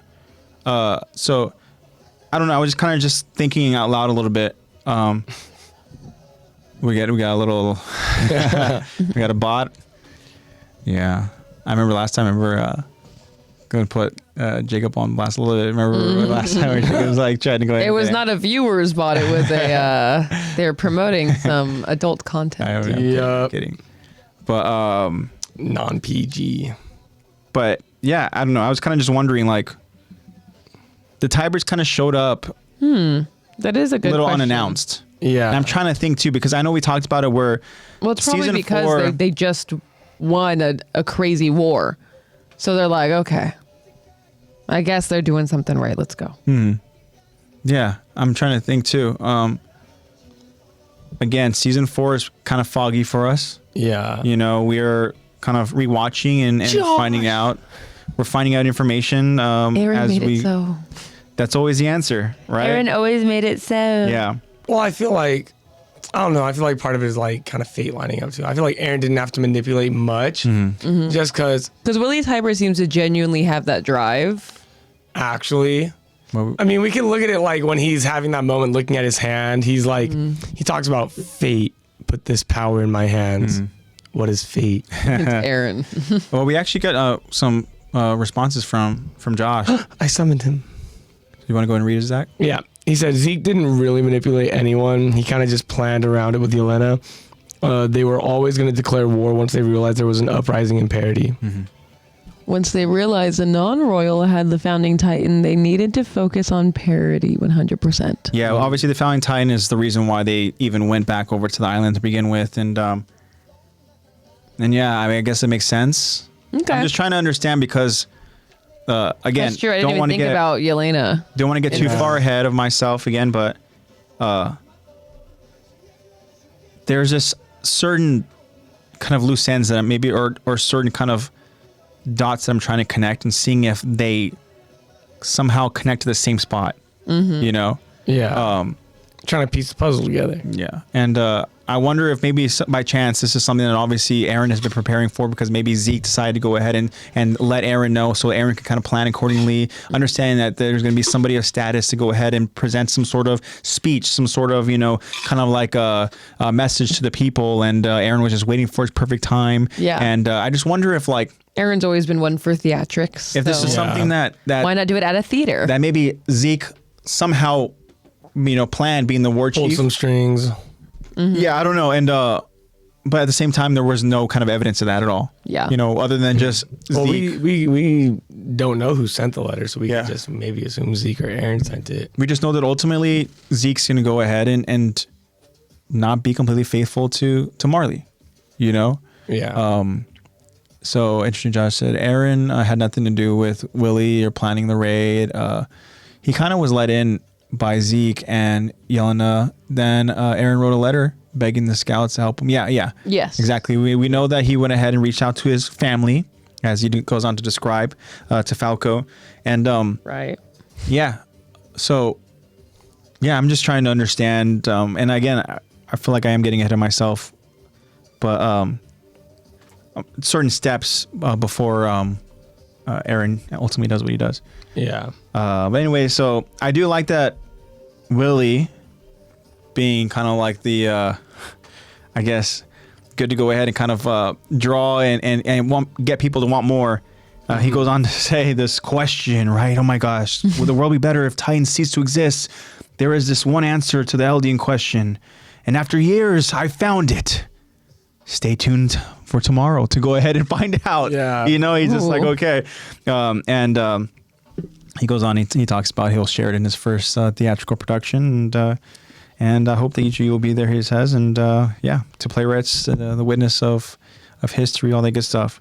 Yeah, Mr. Willy Tybur, he got away with words. Oh, damn right he does. Silver tongue. Yeah, I mean, the crowd, they've gone on to change, right? They literally went from essentially seething with this, tension, energy, and resentment towards one ambassador to now they're literally cheering out loud because of Willy's words. And the last thing we see over in this first part of this moment that we're recovering is, again, that statue of Helos, where we say, Mr. Tybur says that is the reason why he's here, to go ahead and get a good view of the statue, right? And yeah, well, we see the statue. Just feeling so inspired. And this is something that Mr. Willy Tybur wants to embody. He wants to become the next Helos. So Josh is saying some more. Yeah, Josh said, because in parody, Elena, Aaron, and Flock were secretly meeting, talking about a lot of things. Before he did the raid in Liberio, he still had short hair. Oh, okay. That's another thing too. Just trying to think about, because obviously we know that the Jaegerists can or grow something. his hair on command. The Jaegerists are essentially behind the scenes. Yeah. I was just trying to go ahead and understand like conversations that maybe we're having behind closed doors, because again, Aaron, he acts very irrationally, but this is now a very kind of cerebral type of character that we see here, and I don't think he would just kind of like throw himself out there with the chance of not being able to find himself find a way back home. So very interesting, and again, understanding where Yelena really kind of plays into this as well. But anyways, so that was kind of like the end of this hall room, and now we're gonna go and continue. Thank you, Willy, for saving us from that god awful speech. Yeah, I know, right? yeah. Jesus. The enemy of today is the enemy of tomorrow. Yeah. I mean, we're friends. I wumbo, you wumbo, he she wumbo. Exactly. Had a little too much to drink tonight. I'm sorry. Willy, please Wine. save me. I love it. I love the spinal fluid wine. Interesting that Jacob says W Flock, W Aaron, but L Yelena. Why L Yelena? Wow, interesting. And Josh says, I think Willy looking at Helos was kind of symbolic for him, knowing he's about to shame his family and expose himself. Well, the thing that's funny about that statue is that it shows, right, the soldier who is kind of like high ground over on this Titan, right? But then, unfortunately, in a different parallel, you can look at it from a way where the Titan is going to be essentially like emerging from below to take out this soldier. Yeah, to take him out. So it's kind of like a funny little plot twist. Maybe you're just misinterpreting the statue. Yeah, I know. He's like looking at the statue and goes, interesting. Very, very interesting. So in a way, he does get his Helos moment, but this time he doesn't have the spear. Aaron's got the freaking, he's getting ready to freaking kill this dude. He's going to chomp down. Jacob says, because she's crazy and was hogging the spotlight. Yelena was hogging the spotlight. Yelena. She got one season, bro. I know. Oy. Got it. So Josh says it's crazy because Helos never existed like Willy's glory. Yeah, exactly. Very short-lived for sure. It makes sense that Helos is kind of like this, just like Willy's figure, glory. this kind of like symbol, right? Because we talked about it when Willy was first introduced. We were like, that moment, like, where do we recall that moment, and like, does that Titan seem familiar, or whatever it is and stuff? And I think they actually looked into research and stuff a little bit. And I think I could be mistaken, but I think you said that Titan kind of resembled the first Titan that we see over in that book, right? Yeah. Or not the whatever that beast is considered to be. Yeah. In the book. Interesting. In Historia's book. So, but anyways, Oh, actually, the devil of all Earth. Okay. That's what it's called. Yeah, the devil. Yeah, exactly. Josh is a symbol for Marley to look up to, propaganda to make things more black and white. Yeah. Yeah, more a black hero and white, who saved the world from Eldia. Yeah. Thank you so much for that, Josh. Yeah, the devil of all Earth is the one that we said looks like Ymir's jaw Titan. Yeah. With the horns. Yeah. Yeah, that's the devil. Yeah. Okay, cool. You guys are ready to go ahead and get to the second part? Yes. Yep. All right, let's do this. Here we go, guys. It's the morning as we see Gabi sleeping in her bed. The sunlight pierces through the window. But then suddenly, loud drumming startles Gabi as she jumps awake. Gabi looks out the window to see what the loud commotion was about. Gabi gets ready and makes her way outside. Gabi stares in awe as she stands in the middle of a crowded street as the festival has commenced. She notices the many market shops, the live music, the many theatrics and delicacies. Gabi, in shock, says, What is all this? Falco notices and calls out to Gabi as she stands beside, as Falco stands beside Udo and Zofia. They each have ice cream in their hand. Falco tells her, About time you woke up! Gabi responds, still very confused. Why is everything all crazy? Udo answers, It's for the festival. Falco too explains, different people have been pouring in from outside all morning, and they opened up a bunch of food stalls. Here, try this! Falco then shoves an ice cream cone in her face. But Gabi's eyes light up as she says, It's the best thing I've ever tasted! The group takes off to enjoy and explore the festival. We now see our current Titan warriors, Peak, Rhina, and Porco. They also just stare at the many food stalls, and the 4 warrior trainees are with them. They're all staring back at them with these puppy dog eyes because they can't afford the many different food. Rhina eventually caves as he can be seen purchasing food for the trainees, including Porco. They try different kinds of food as Porco showcases rare and excited emotion. Rhina actually purchases food for Peak as well. Rhina can't help but notice Gabi's excitement as she giggles out loud. Rhina even lets out a tiny smile. We switch gears to much later in the day as the sun appears to be setting and Gabi is being dragged back home. Ugh, it hurts. Rhina, the one who's dragging her back, tells Gabi, That's what you get for being a glutton. Rhina trails the rest of the group as Udo is surrounded by his friends and by Porco and Peak. Udo notices. Look at the flags they put up. A sick Gabi jokingly says from the back. They should make every day festival day. They should make every day a festival. It's probably nothing, but I've noticed a lot of new things have been happening in the last few days. It feels strange, as if the world is about to change in a big way. Rhina acknowledges. Yeah, I hear ya. The last thing we see is the crowd gathering as they make it to their seats by the stage in preparation for Willy's production. Zeke is with his successor Colt as Zeke asks someone, Hey, have you enjoyed the festival? We can see that Zeke is asking Porco and Peak as they stand beside Udo and Zofia. But Colt asks, Wait, where's Falco? Udo responds, Oh, he said he saw someone he knew in the crowd and ran off to say hi. A confused Colt wonders. Huh. Hope this doesn't make him late. Porco brings Colt in real close. Man, you really can't loosen up without booze, can you? Peak looks around. Look at all these people. Look there. I guess he made it back. Falco runs to catch up to Rhina as he says, Mr. Braun! A curious Gabi asks. Where the hell have you been? Falco asks Rhina, Sir, do you mind coming with me? Rhina responds, Don't think there's time.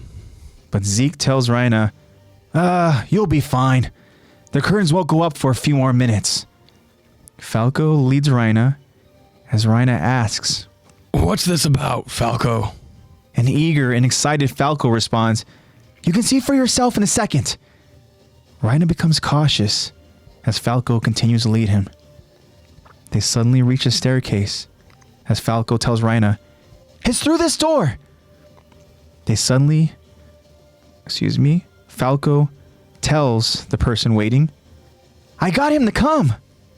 Rhino walks down the staircase to enter as a familiar voice welcomes him. Evening. It's been 4 years. Rhino notices this familiar figure and looks like he's just seen a ghost. The suspense and tension is high as Rhino says the name. Aaron. To be continued. Oh, We're getting up to it. We're getting up to it. We're getting close, y'all. We're getting close. Oh, Jacob shit. with the let's go. I love it. All right. Well, let's talk about this last moment here. We have to talk about it, right? Of course. This is the moment here where Rhino has this oh shit moment. We're fucking screwed. He I literally. love how excited Falco is. He's like, yes, a friend. I'm doing something good. Poor Falco. Okay, so Look at this bug I found. what's interesting here is that we talk about the plan, right? The parody plan. We got to go back to parody to go ahead and find. We got to get that founding titan, right? Yeah. Yeah. What's going through Rhino's mind right now when all of a sudden he sees the founding titan literally right there, sitting there? Is there a moment where he thinks to himself like, well, at least we don't have to come to go to the island? Or is there a moment where he realizes how powerful Aaron is and he's just like, oh, shit. No, I think his it's initial straight fear. reaction is just like pure traumatic response. It's Yeah. like pure panic. PTSD just Yeah. Yeah, that's a great not point. Aaron's Like cause, it's just his pure own mind. trauma Yeah. response, Shooting which is images just at him. freezing. Yeah, exactly. And I mean, it's got to be so weird because from what Aaron goes on to say is 4 years. 4 years. And we see after 4 years, Rhino has not gotten over whatever the hell happened over there at that island. Yeah. Right? So Well, he definitely didn't try to. He totally just, did what every other guy probably around that time did. It just bottled it in and was just like, anyways, hey, he was unfortunately Life goes on. he was- avoidant. He was unfortunately pretty close to just like, I know. That's what happens, dude. getting Don't ready be to pull the bottling trigger. Things in. yeah. Actually, Josh says he thinks Aaron is there just for revenge and to make him suffer. Well, Yup. Yeah. yeah. There's probably a piece of him, a part of him that's like, dude, just kill me. Just freaking I know. kill Huh? me He's now, like, please. finally. I know. Yeah, very interesting here. And I'm sure this is probably one of, if not the last person that Rhino would ever think that he would go ahead and kind of stumble upon. But damn, yeah, I mean, that was a hell of a moment. I remember when we were watching this live and we're seeing this in that moment where we saw those two have that moment of interaction after the credits again. Let's go ahead and get segueing out of, I should say, to give you guys all some context here, is that when you watch this episode and you get to the end of the episode, the credits roll, but we get the moment of where, people are gathering to the stage, right? Zeke has that weird line, I want to say, where Falco finally does reach Rhino. Yes. Falco wants Rhino to come with them, and Rhino's even like, no, there's no time. Again, part of the reason why I was very, I guess, thinking early on about Zeke and where Zeke kind of plays a factor in this, and what does Zeke know? We understand he's had conversations with Aaron, and I kind of was like, I guess, theorizing live out loud about Zeke and his involvement potentially with Willy and trying to get everything's in order with the festival and making sure everything goes according to plan. Maybe I'm giving Zeke too much of, I don't know, the benefit of the doubt, but when Zeke says like, you got time. Why do I have this feeling of like, The war chief letting you off the hook? why do I have this feeling that like Zeke knows Aaron's waiting for Rhino down there? Zeke knows exactly what's going to happen. Oh, yeah. Zeke is very much aware because he understands, like, he has now sided with his brother to go ahead and essentially pursue this plan of essentially eradication, right? A Titan eradication. Euthanization, yeah. No more children. Right? So he wants the Titans to no longer exist, no longer be passed on through, successors, or if somebody loses the Titan ability before they're able to pass it on, then it just now will essentially be born into another Eldian, like none of that, right? So Zeke has some serious involvement here, and I think that Zeke is being very coy behind the scenes, much like Aaron is. But like you even mentioned with Aaron, he's here for the theatrics. Yeah. Right? Yeah. And He is one for the theatric. it's very interesting to me. And, even when Zeke goes on to go ahead and see, Gabi later on and Falco later on over in that aircraft, he calls them as miscalculations and stuff, so it leads me to believe that Zeke has kind of calculated certain steps and how they're going to play out. Yeah. Right. Mm-hmm. So again, I don't know if there's any influence. I can't go, like I said, I present that question early on because I have no evidence behind it other than, Willy's words of Titans, no longer existing. Yeah. And we understand that's what Zeke wants, right? So Zeke needs a face. Zeke needs a person. Maybe there somehow was able to bring, the Tybur family back from wherever they're from to Marley to give out a message, who knows? But with that being said, Zeke fucking knows something, right? Yeah. Josh says, you're right, AJ. He does know. He does know exactly what's going to happen. Okay, cool. And is why he's taken away from the stage to avoid his brother's tantrum. Yeah. Great point. And I know we're going to go ahead and see it too later on over in the future episodes that we cover, but we come to find out that there's going to be a certain soldier that, kind of has a weird chin strap that's going to lead Porco and Peak somewhere, and I have to go ahead and remember exactly where Zeke goes, but I'm pretty sure Zeke's not way in that crowd as well. Yeah. And so it's one of those moments where it's like separate the Titans, keep the ambassadors and the future, Titan potential successors over in the crowd, and as fate has it, Falco was able to go ahead and avoid such fate, Gabi as well too, but it's like, okay, there's a lot of, again, dots that's being connected here. Yeah. Right? There's a lot that's happening. We understand. And it's even why, Gabi herself even says, as she has a freaking, like tummy ache and everything. She's like, oh my God, everything's like, it's so crazy. Can't we have a festival every single day? But then all of a sudden she has almost like this epiphany, right? Where she says, it's probably nothing, but I've noticed a lot of new things have been happening in the last few days. It feels strange, as if the world is about to change in a big way. Well, it really is, girl. Ding, ding, ding, ding, ding. It really is. Yep. Yeah. Even Rhina's like, yep. Yeah. I get what you mean. I hear you. And I just feel like, we give Willy a lot of credit. I described him as this, very educated person who has done their research and, has a good way of being so eloquently charming and allowing that to resonate and getting people to go and follow. But I couldn't help but feel like there was, obviously a puppet master. Yeah. And this is a puppet master we've gone on to say has a hand in everything. He has one finger in each cookie jar. And that would be Mr. not Aaron Kruger, but Mr. Aaron Yeager. Aaron motherfucking Yeager. Oh, the way freaking Aaron just like, it's been 4 years. Yeah. And then that pause and just that, the way he says. Off with evening. Yeah, I know. Yeah. Okay. He's so dramatic. He has to kind of, welcome him for the sake of Falco. You think he practiced that? You think he was in the mirror?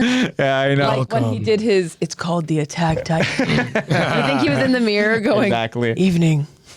I'm sure, you know what, hey, for the sake of just the different timelines, whatever, I'm sure Aaron has been in that seat in that moment plenty of times, making sure everything went according to plan. Yeah. 100%. So, I don't know. I just think it's really, really fascinating to go through these episodes, and I love just having my mind kind of go through different rabbit holes. Yeah. I love being able to go ahead and... What is the intention? Like being able exactly. to... Exactly. You go at this point, we know what we know, but we understand that there's more.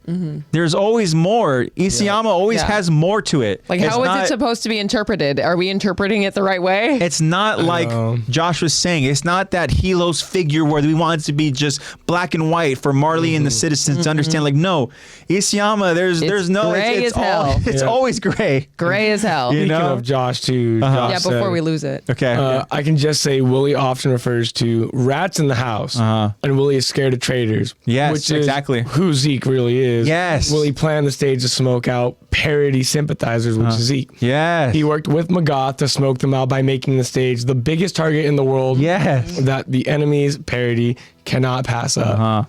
Yeah, at this point in the show, there's still not much yet, or so much yet to be revealed. Yes, exactly. And you know what's funny, Josh, is that the stuff that we obviously talked about last week. We talked about that sentence, right? Talking about the rats in the house, I guess. And and then that moment that sentence is being said, we get a look of like as the camera pans from below to up of like underneath the stage to like showing the actual stage itself, and it's like, wow, obviously foreshadowing, you know, a big moment. I would assume that's why it's foreshadowing it. But we also kind of like talked out loud about what does Willy know? Yeah. You know, or it's Magath actually. The chess that they him play. A little book too. Yeah, exactly. Yeah. We understand the journal is there too, Which I'm sure is. But I just don't think any of them were expecting a Titan to be. Yeah. there. Okay. I think they were just like, hey, well, we know Zeke is conspirating with someone. And then Probably were like, he went to play catch with some dude. Yeah. Okay. That's why Willy was like, okay, well, we have to. Can I present something crazy to you? Okay. To all of us here.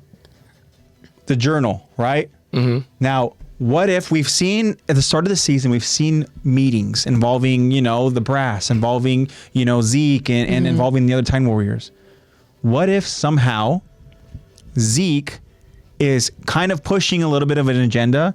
What if he's feeding information to Magath? What if he somehow gave Magath this journal? What if he somehow knows that there's going to be some interaction between, you know, him and Willy? Maybe it's not even Zeke. Maybe it goes beyond Zeke, and it's Aaron somehow having, you know, that kind of influence over on Zeke to want to even do that based off of a plan that Zeke thinks that he's going to go ahead and follow through with. Like, what if that he thinks he came up with? I could see that. Idiot. We're talking about, like, it's so crazy to think about. We're talking about characters like Willy and Theo Magath and how they kind of like keep things close to the chest, and they're just like, you know, we're like, man, you know, this conversation is much like chess, you know, and stuff. Some dude. But what if they're just pawns? Yeah. Exactly. What if they're somehow just being, you know, like slowly They are the chess pieces. pushed? They are the chess pieces. Yeah. What if, like, somehow, you know, the Jaeger brothers are like, board. you know what? We'll just kind of like we'll just go ahead and drop this information here, and then we'll slowly start pushing you guys a little bit closer to where we want you guys to go to. You know, hey, play the long Zeke game. wants to go and have these meetings with the brass and have these meetings with his, you know, Titan warriors while the brass is on the other side of the wall. You know, and we're just like, you know, hey, this and this, blah, blah, blah, saying very subtle and very kind of suspicious words, you know, and it's like all of this, season 4 the start, all the foreshadowing, everything, it's been Aaron all along. It's always Aaron. It's always Aaron. No, but it's so crazy, life. man. And I'm telling you, like, it's that realization when you find out that certain people have so much more involvement in the behind the scenes. Yeah. You know? Yeah. And we don't realize it until later on in the series when we actually see the interaction with Zeke and Aaron. So it's so cool to go ahead and have that knowledge, have seen it, and now we're reviewing these episodes early on to where we're like, oh shit. Yeah. Like there are moments re-seeing where it's things. like when we were watching it for the first time, Zeke's like, you got a few minutes. That wasn't really like anything suspicious. A big deal, yeah. We're You know? just like, whatever. And now we know that Zeke obviously he's somebody who's been working, you know, behind the scenes as this rat. And he knows you know? what's going on. He knows what's happening and knows what's going to happen. And like, it's so crazy. And he said, bro, a little sus. Yeah. Exactly. Josh is saying more, right? Yeah. Josh said that they simply thought it was like just simple militia uprising, like regular parody soldiers, not Titans. Yeah. Yeah, they didn't think that the uprising was going to be. They thought it was standard militia. Yeah. Yeah. And then They didn't know Aaron was going to come from the floorboards with an appetite. They were not expecting that. No Jaws shark attack. Yeah. A Titan. He then goes on to say Zeke did push them to declare war on parody and invade again. If you remember at the beginning of episode 2, he suggested he wanted the operation to begin again. Yeah, great point, exactly. And we understand that they are waiting for something because they have that harbor full of fleets too, right? So I don't know if that's something that they kind of just have on standby always, because you never know when you're Marley and you're constantly going after nations. Maybe you always have to be on red alert. But anyways, So they're always prepped. it's something where I'm like, damn, like it's so fun to be able to go ahead and just kind of like go through these and in real time start connecting certain dots and start thinking like, oh shit, that's right. There's Zeke who's in this involvement too. Here I am thinking that it's all just Eren. Zeke is working with Eren at this point. You know, like that's the thing. It's so crazy. The Mario brothers are back. And and they're literally just using anybody to their disposal. Like again, like Falco running errands for Eren, you know? Manipulators unite. So at that point, it's like both brothers are trying to go ahead and do their job and try to, you know, again, start moving pawns to where they eventually want to go ahead and be and get to. And I have to say, if Zeke is trying to go ahead and let's say, for the sake of my argument, Zeke does have to reach out to Mr. Willy Tybur. Zeke does have to kind of go ahead and steer the brass and you know, other, you know, kind of people in those high kind of rankings to certain, you know, I should say like a certain direction. Like that's a difficult task for Zeke to do. You know, regardless of War Chief or not, like he's still Eldian, and they, you know, we saw in the meeting like. They're essentially like, oh, well, I mean, I guess we'll let the Eldian speak or whatever and stuff. And even Zeke's like, excuse me, may I please? You know, like this isn't the Zeke. May I shine your shoe, sir? Yeah, and so that's a difficult job for Zeke to go ahead and do, right? To try to get everything in place for Eren to go ahead and emerge from the stage and welcome everybody there over in freaking this internment zone in Liberio. You know, it's so interesting, and I'm becoming like fascinated again. Yeah, you know, yeah. I'm so excited. with it. It's been ignited. Yeah, and oh man, it's crazy. Spiraling, ladies and gentlemen. Yeah, I love it. We get more from Josh, I believe. Yeah, he goes, Eren knows what's going to happen, has already seen the end result, which is the rumbling and the glimpses leading up to that. At this point, Eren is just on a set of tracks headed toward a point he knows. Yeah. And then he says, I don't think Zeke got that much motion, in my opinion. I think they just played around the cards. They were dealt. Yeah, I agree that, like, if anything, too, like, Eren is only going to tell Zeke what he really needs to know. Yeah. Right? And all in all, Zeke is being portrayed as, like the figure who's essentially running things, right? Yeah. In that plan. So at this point, again, Eren lets him think he's the mastermind. Eren probably has let him know, like, look, like, I'm going to go ahead and hide under the stage. And whenever it's my time to go ahead and rise from the grave, I will. that's when I'm going to do it. Right? Emerge when it's ready. And then at that point, Zeke he's in the know. That's it. Right? Welcoming everyone's crazy. Yeah, exactly. Again, this is... I'm so excited that we're now at this point and we get to the festival and we get to hear Willy's words and we get to, we get to go ahead and bring that scene to life. Zach gets to go ahead and give that speech. I'm so excited. I'm going to be practicing all weekend. It's going to be cool. It's going to be a lot of fun. And Josh continues saying that Zeke is so desperate for family. I love he's willing to trust Eren fully. Exactly. Yeah. Yeah. And I think that we see too that Zeke even has almost like this kind of like, he's put this upon himself to be there for him, to be there for his younger brother, you know. And I think a lot of it has to do with maybe the lack of love that obviously their father, gave them. And I mean, for Zeke, I feel like it was both parents. Yeah, definitely. He gave him his damn glove. He loves that kid. Yeah, amen to that. Yeah, it's my little brother. Yeah, no, seriously. My little brother, bro. Dr. Saver would be rolling in his grave, huh? Yeah, I know. Dude, you really gave him the glove and the ball? He's like, give that damn. Could have at least kept the glove. Exactly. Oh man, that's so crazy. Yeah, it's so good, man. AOT is just chef's kiss, man. It's so fucking good. There's so much to dissect. It's just so like rich. Yeah, exactly. I don't think we need to cover really the festival. I mean, the festival is what it is. Just think of any kind of like, festival. They're eating some good food and Porco shows emotion and there's some smiling going on and, things are good. Yeah. Yep. There's some smiling going on for once. Yeah. Hey. Porco is having a great time too and stuff, Always a calm before the storm. Yeah, exactly. Yeah, we see certain things that they're eating and stuff. Like we see, there's a moment where they're all like have like a slice of pizza and stuff, you know, and all that. So it's cool. It's cool to go ahead and see the different foods and them having fun and like Zach said, the calm before the storm. Yes. The storm's here and he's hiding. Things are good. And Ryan just saw that storm head on. He's just like, oh, fuck. He was in the eye of it. Yeah. He's like, Aaron.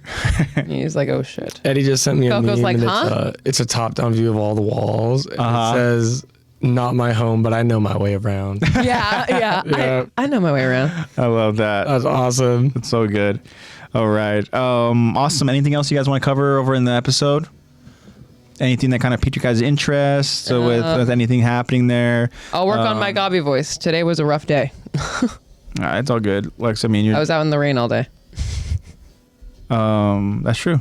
Gabi's voice is just hard sometimes because sometimes she's just like wailing away, screaming. Yep. And then sometimes she's not, but she still sounds annoying. So I don't know. I'll figure it out. Honestly, it's a pretty cut and dry episode. Yeah. I liked it. I liked the juice they gave us. Yeah, exactly.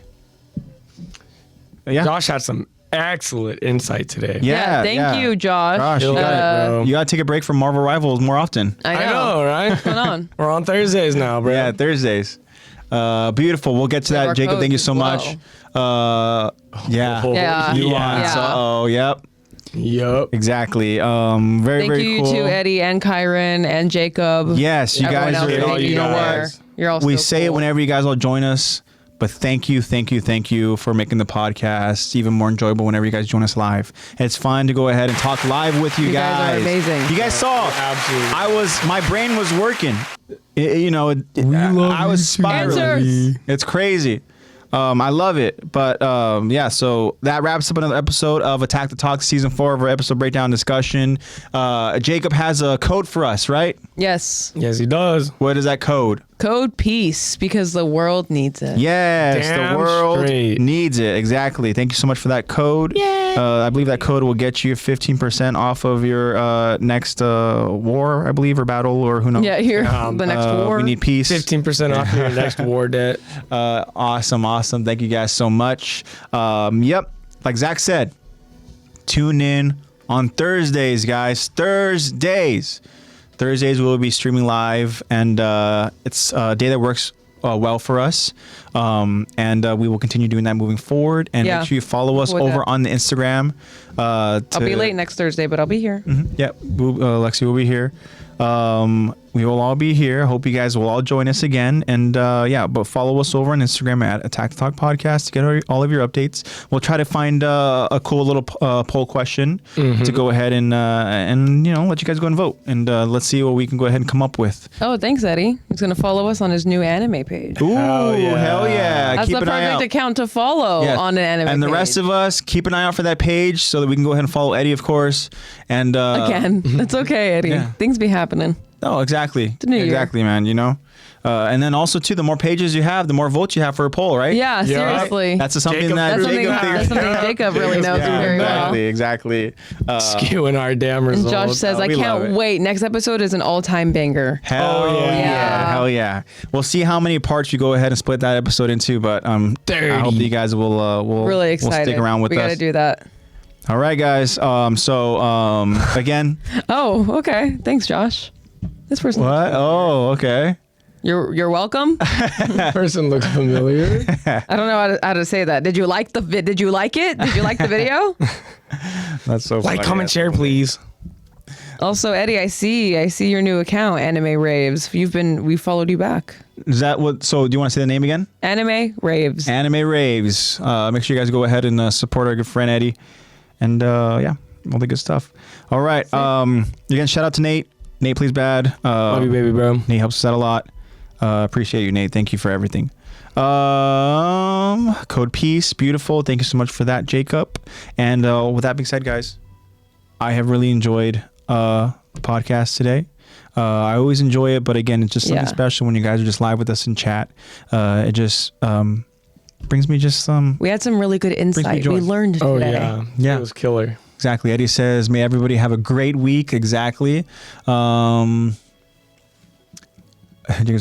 commented Attack the Talk in all caps. Okay. Probably did not see you because I haven't been on TikTok in a minute. But. Very, very cool. Yeah, guys, it's been fun. I love you guys so much. Again, your support means the world to us.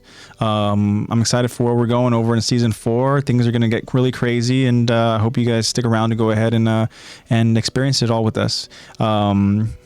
As your host, again, I want to just say, spread the love and positivity. I want to say that AOT is an absolute beautiful thing. We talked about just the different anime, different shows, whatever it is that we watch, and it just brings this joy to our lives. It brings, these moments where we're able to go ahead and kind of just experience life in a different lens, whether it's, us thinking that we are over in a zombie apocalypse, or us thinking that we are, members of the Straw Hats, pirate crew, or whatever the case is, even if we think we're living in this world of Titans and stuff. And one thing that I really appreciated and I love is that whatever those feelings are, we get to go ahead and feel it together. And you guys bring so much joy into, my heart. Whenever I see your guys' names pop up over in chat, I it's really cool. Instantly go ahead and smile. Dopamine boost. And you guys help me with my dopamine boost fixation. I just want to say more chatting. Thank you guys. Thank you for joining us every week and joining us whenever you can. And even for the ones that aren't able to join us in chat, just thank you for supporting us by watching us when the episodes get published, and for, commenting, whether it's over on Spotify or YouTube or whatever the case is, so the many platforms that we're on. And just thank you so much for just supporting us along the way. We talked about at the start of this podcast, it's going to be crazy to think that our library of content that we have experienced all together is going to be something that's available in the future for other people to go ahead and find and appreciate. And it's a beautiful thing. So I want you all to continue to be a part of it, and allow our history to become immortalized over on the internet and stuff. Yeah, so, seriously. Yeah, I love you guys. Stay safe, spread the love and positivity. Have a happy Valentine's Day next weekend. So we'll see you guys next weekend. I was gonna say, you're starting to get me scared a little bit, Lex. Huh? You're like, when is it? I was like, I thought I had more time. No kidding. No, you do. Don't worry. Yeah. So like Eddie said, I hope you all have a great week, and I'll see you guys next week. Love you guys. Bye-bye. I'm out of here. I'll let you guys say your goodbyes. I don't have much to say. Be safe, guys. Yeah. Much love. I really hope to hang out with you guys all same time next week. Yep. 2 Corinthians 12:9. But he said to me, my grace is sufficient for you, for my power is made perfect in weakness. Beautiful. W throw out. W throw. Bye, guys.